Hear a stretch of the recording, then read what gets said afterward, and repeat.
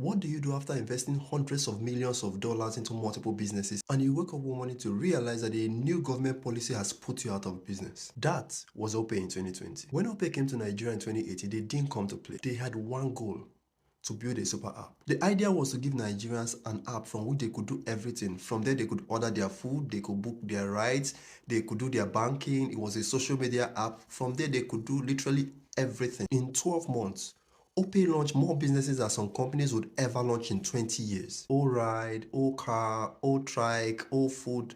The businesses were countless. In fact, at some point, it felt as if everything that has O in front of it was coming from Opay. They even went as far as starting a news media business and were signing up writers left, right, and center. The idea was to leverage on their browser and build that media business into one of the biggest news media platforms in Africa. In those days, Opay was burning cash with reckless abandon. They had raised about $100 million with one goal in mind: to burn cash by all means necessary until the industry becomes unprofitable for competitors. And then they will take over the market and raise prices again. At some point, they were even giving people money for signing up and using their app. But then in 2020, everything changed. Lagos State government woke up one morning and decided to ban commercial bikes. And just like that, a sizable number of their businesses were closed overnight. People started laughing at Opay.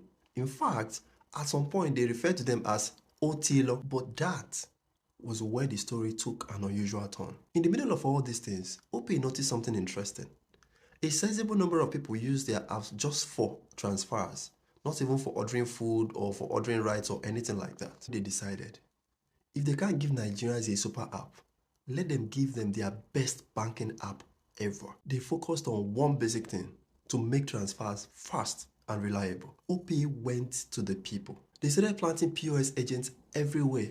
Markets, streets, everywhere. They went to places traditional bank never cared about going. And little by little, Opay became everybody's favorite bank. But then 2023 Naira redesign happened. ATMs were empty, bank apps were hanging like no man's business. You make a transfer today, it comes in next week. People couldn't withdraw money, they couldn't buy food, they couldn't do the things they needed to do. That was the moment that changed everything for Opay. While other banks were barely working at all, Opay was working flawlessly. Naturally, Nigerians signed up in millions. They didn't study Nigeria from a PowerPoint deck. They studied us from the streets. As a business owner based in Africa, there are times when regulations become the weapon fashioned against your business. But what you do when these things happen is what separates losers from winners.